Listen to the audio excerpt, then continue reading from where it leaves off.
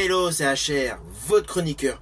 Aujourd'hui, je vais vous parler du film disponible sur Paramount+, Star Trek Section 31. Étant fan de l'ensemble de la saga Star Trek, forcément, j'ai voulu le voir. Je vous le dis tout de suite, c'est radicalement différent de tout ce que vous connaissez au sein de la saga Star Trek. Avant d'aller plus loin, n'oubliez pas, si vous n'êtes pas abonné, pensez à le faire, pensez à la petite cloche pour les notifs, et surtout pensez à me mettre en commentaire tout simplement ce que vous avez pensé de ce film. Let's go!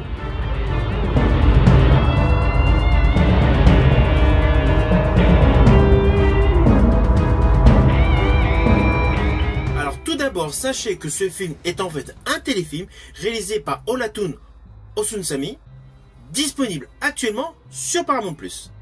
Il dure approximativement 95 minutes et c'est une production 100% américaine.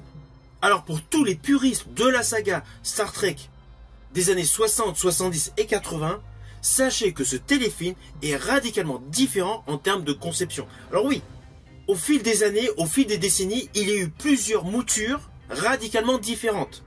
Il y avait déjà une sacrée évolution entre le capitaine Kirk et le capitaine Picard. Puis dernièrement sur les films portés par Chris Pine, il y avait un côté beaucoup plus punchy.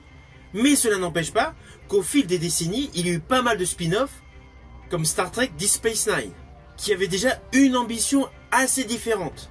Dernièrement, Paramount+ nous a proposé la série Picard, qui faisait une continuité au style de Star Trek Generation, mais avec un côté un peu plus punchy, comme dans les films portés par Chris Pine.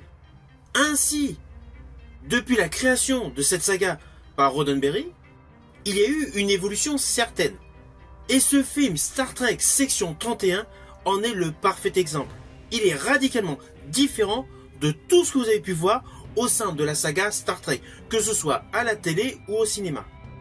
D'ailleurs, voici l'histoire.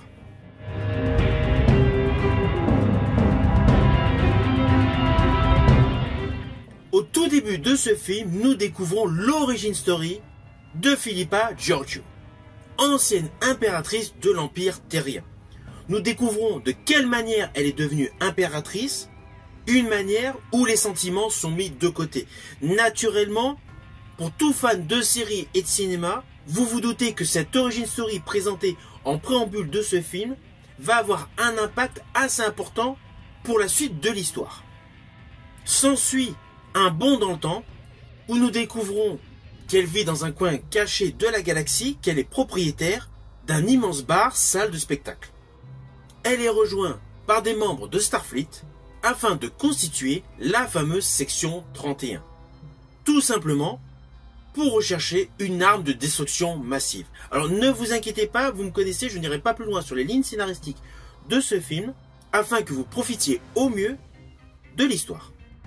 Alors sur le fond, le concept de l'histoire fait davantage penser à la saga des Missions Impossibles. Nous avons une équipe complémentaire avec des talents radicalement différents et surtout de structures moléculaires radicalement différentes qui se regroupent avec un intérêt commun, in fine, sauver la galaxie. De ce fait, ce film Star Trek a mis légèrement de côté le travail scénaristique sur les personnages. On est davantage dans un action movie. Ah oui, cela peut perturber beaucoup de fans de cet univers Star Trek.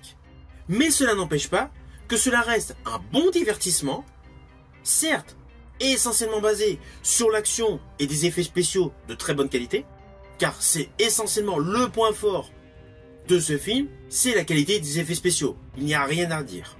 Ah oui, en termes de personnages, nous retrouvons uniquement Georgiou, interprété par Michelle Yeoh. Tous les autres personnages sont une pure découverte. Donc ne cherchez pas les repères par rapport au reste de la saga.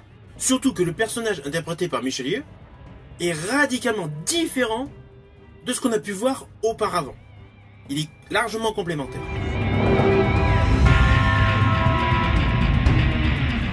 Alors d'un certain côté, certains personnages peuvent paraître caricaturaux. Mais je pense que c'est tout simplement l'objectif du réalisateur. Et perso, cela ne me choque pas, car le film est ancré dans un côté action et délire visuel. On n'est pas sur la construction des personnages. Donc qu'ils soient caricaturaux, ce n'est pas choquant. Alors cela n'empêche pas que sur les dernières créations de l'univers Star Trek, ce film Star Trek Section 31 n'est pas mon préféré. Perso, j'attends impatiemment Star Trek Strange New World saison 3. C'est vraiment une série que j'affectionne particulièrement. Néanmoins, ce film Star Trek Section 31 est selon moi un level au-dessus de Star Trek Discovery. Le reproche que je faisais par rapport à Star Trek Discovery, c'est que l'alchimie, action et travail des personnages étaient mal calibrés. Là, l'avantage avec ce film Star Trek Section 31, c'est qu'on la joue ouvertement action. Alors, in fine, ce n'est pas la meilleure création au sein de l'univers Star Trek, mais cela reste un bon divertissement, avec un côté légèrement Mission Impossible, et je pense que naturellement, au vu du final, il y aura une suite. Car même si une partie des fans ont pu être déçus de cette mouture d'une aventure dans l'univers Star Trek, ce téléfilm peut attirer un public supplémentaire de néophytes de l'univers Star Trek. Ceci dit, si vous êtes extrêmement fan de la saga Star Trek, la série Strange New World est celle qui est le plus dans l'esprit de la série des années 60. Si vous avez aimé ma vidéo, n'oubliez pas, petit pouce vers le haut, pensez au partage. Quant à moi, je vous dis à bientôt pour une prochaine vidéo.